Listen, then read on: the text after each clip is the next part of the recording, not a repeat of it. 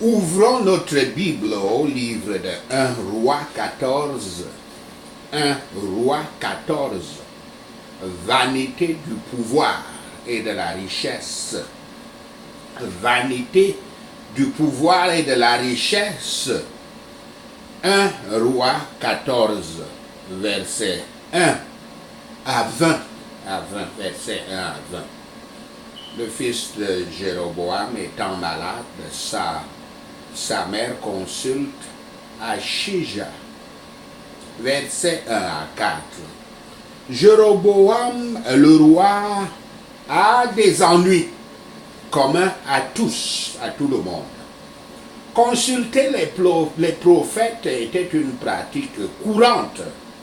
Nous le voyons dans 2 Rois 1, verset 2, 4, verset 22, 5, verset 3. C'est une habitude pour Jéroboam. Et en son temps de besoin, il se tourne vers le vrai Dieu et les hommes de Dieu. Il sait que les idoles ne peuvent pas aider dans une véritable crise. C'est peut-être parce qu'il sait qu'il a rejeté Yahweh et ses prophètes qu'il dit à sa femme de se déguiser. Remarquez qu'il ne dit pas à sa femme de prier pour la maladie ou de demander à Achija, prophète Achija, de prier.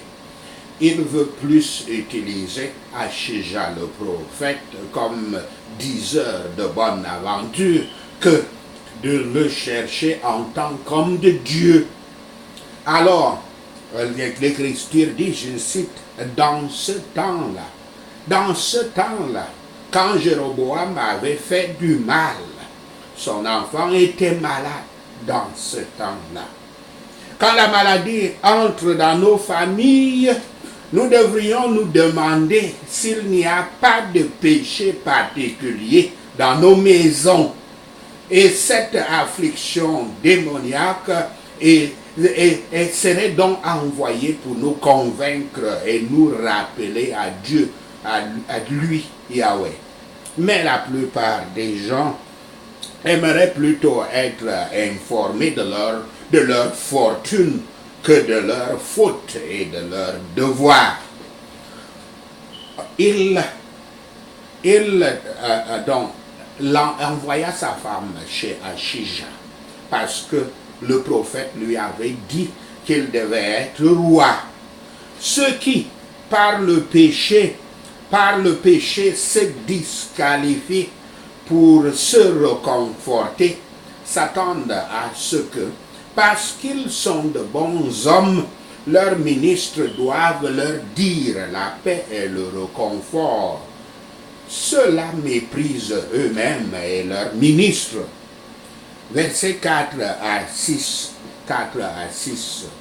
Le déguisement de sa femme et l'aveuglement d'Achisha et le fait que Achisha est aveugle, le déguisement de la femme et la cécité d'Achisha ne sont pas importants parce que Yahweh a dit à Achisha ce qui se passe.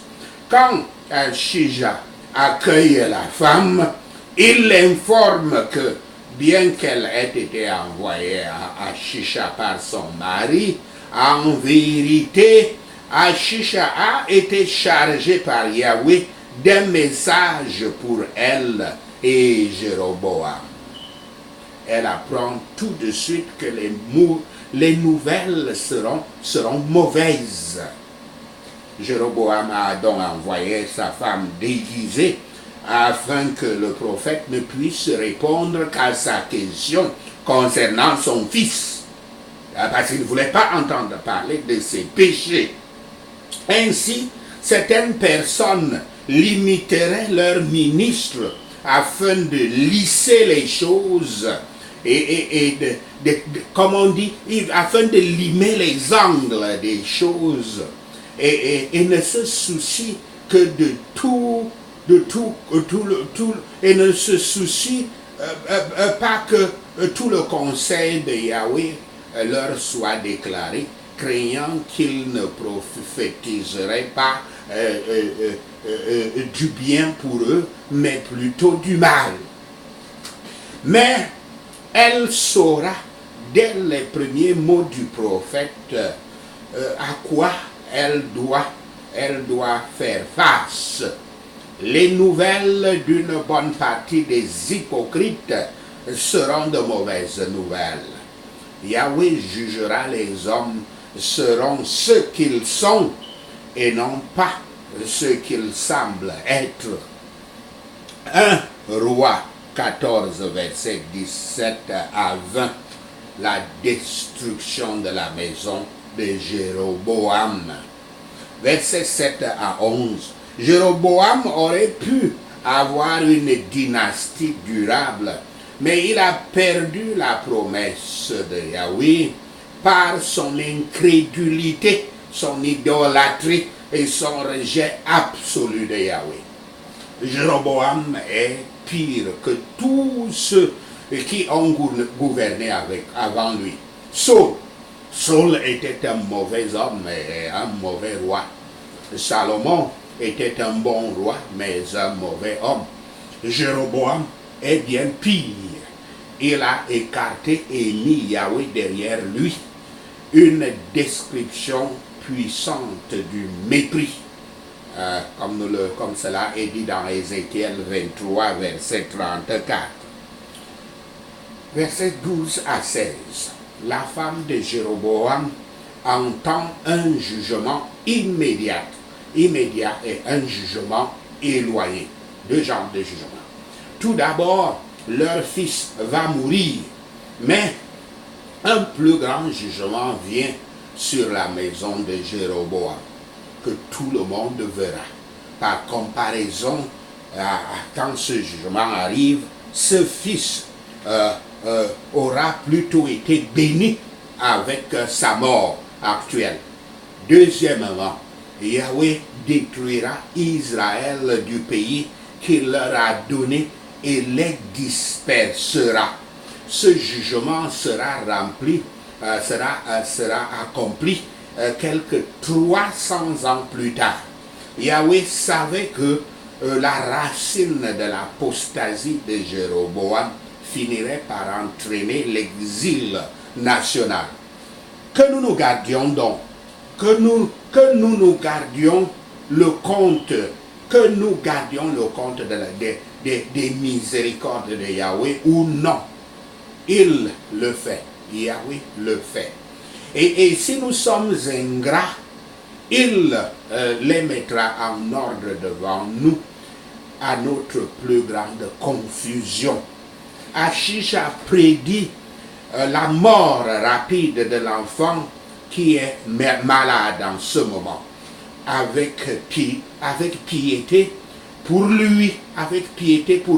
Dans la maison de Jéroboam, ce garçon n'avait eu d'affection que pour le véritable culte de Yahweh et n'avait pas aimé le culte des veaux. Verset 17 à 20. Le jugement immédiat de Jéroboam est accompli dans la mort de son enfant, démontrant la vérité de la prophétie future du jugement d'Israël. Au verset 5. Le reste du règne de Jéroboam est enregistré ailleurs. Selon 2 Chroniques 13, verset 20, Yahweh le frappe et après 22 ans de règne, il meurt. Pour montrer le pouvoir et la souveraineté de sa grâce, Yahweh sauve les pires familles dans lesquelles il y a de bonnes choses envers le Seigneur, Dieu d'Israël. Les justes sont enlevés du mal à venir dans ce monde pour le bien à venir dans un monde meilleur. Que Yahweh fit que le Fils qui était irréprochable meure en récompense de sa fidélité, cela indique que le dernier jour entre guillemets, est à la mort physique, un temps où notre Père Céleste décide si le défunt entre soit dans son royaume, soit au Hades, le monde des morts, au Sheol, au monde des morts, soit au feu éternel. C'est souvent un mauvais signe pour une famille lorsque le meilleur est enterré hors d'elle. Pourtant, leur mort ne peut jamais être une perte pour eux-mêmes. C'était une affliction actuelle à la famille et au royaume pour lesquels les deux auraient dû être informés. Yahweh prononce aussi des jugements qui doivent advenir au peuple d'Israël, le peuple du Nord, pour s'être conformé au culte des idoles établi par Jéroboam. Après avoir quitté la maison de David, le gouvernement n'a jamais continué longtemps dans une famille, sauf en minant et détruisant une autre. Vanité, vanité des vanités des vanités. La famille et les royaumes sont ruinés par le péché. Si les grands hommes agissent méchamment, ils attireront beaucoup d'autres à la fois dans la culpabilité et le châtiment. La condamnation sera la plus sévère pour ceux qui doivent répondre, non seulement pour leur propre péché, mais aussi des péchés auxquels d'autres ont été attirés et gardés par eux. 1 Roi 14, verset 21 à 31, le règne pervers de Roboam.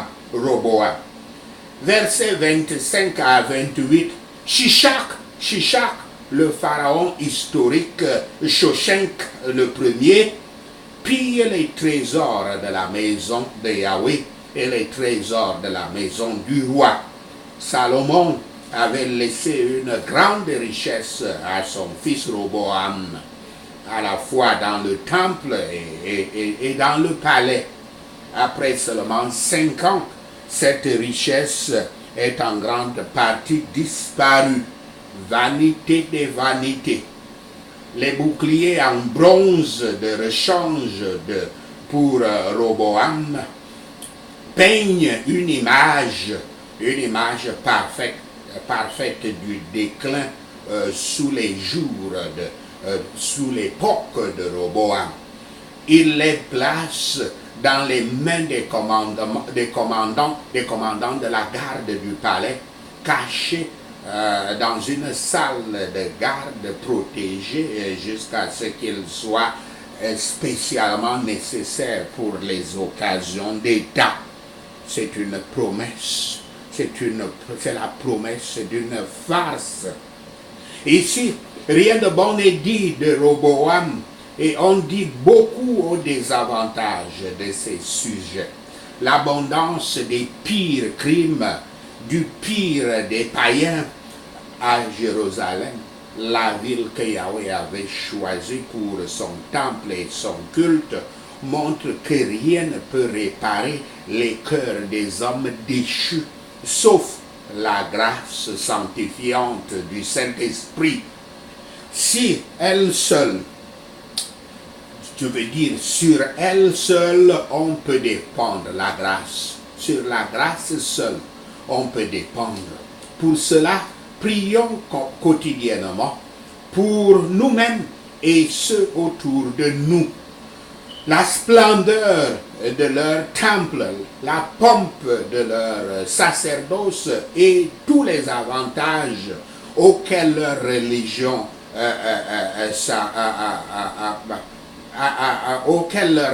s'accompagnait ne pouvaient empêcher de rester près d'elle. Ne pouvait les empêcher de rester auprès d'elle. Rien de moins que le déversement du Saint-Esprit empêchera l'allégeance de l'Israël de Yahweh, les chrétiens, envers lui. Le péché expose, rend pauvre et affaiblit les gens.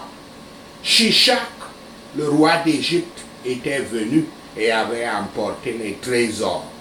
Le péché rend l'or sombre, change l'or le plus fin et le transforme en laiton.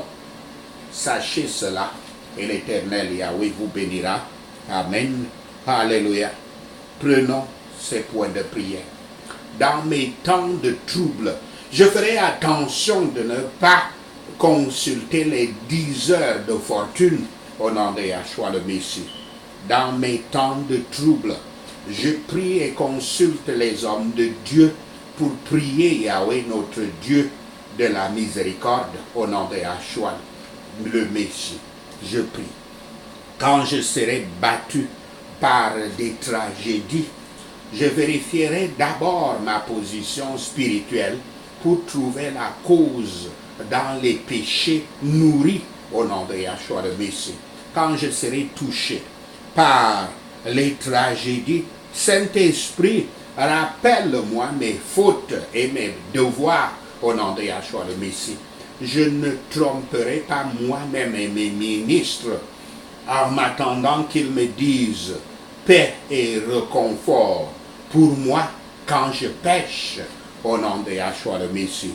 Je ne limiterai pas mes ministres à lisser les choses, à limer les angles des choses, ne se souciant pas de déclarer tout le conseil de Yahweh au nom de Yahshua le Messie. Je ne serai pas de ressembler à quelqu'un d'autre, car Yahweh me juge selon ce que je suis au nom de Yahshua le Messie. Je ne perdrai pas la promesse de Yahweh dans ma vie à cause de l'incrédulité et de l'idolâtrie au nom de Yahshua le Messie. Je ne montrerai jamais du mépris pour Yahweh au nom de Yahshua le Messie. Je tiendrai un compte des miséricordes de Yahweh et je ne serai pas confus quand il les mettra en ordre au nom de Yahshua le Messie. Père Yahweh, ne permets pas à ma famille d'être ruinée par le péché au nom de Yahshua le Messie. Ces grands hommes qui agissent avec méchanceté et tirent beaucoup d'autres dans la faute et la punition, Père Yahweh, frappe-les avec ta main puissante au nom de Yahshua le Messie. Je ne mettrai pas mon cœur dans la vanité de la richesse au nom de Yahshua le Messie. Je ne mettrai pas mon esprit dans la vanité du pouvoir au nom de Yahshua le Messie. Grâce sanctifiante du Saint-Esprit, répare les cœurs des hommes déchus dans cette société au nom de Yahshua le Messie. Père Yahweh, garde les fidèles du Christ dans leur allégeance envers toi par le déversement de ton Saint-Esprit. Merci Seigneur. Au nom de Yahshua le Messie, nous prions. Seigneur Yahweh, nous te rendons gloire, nous te louons, nous t'adorons, nous te remercions d'avoir entendu nos prières, nous te remercions pour tes réponses à nos prières. Alléluia, alléluia.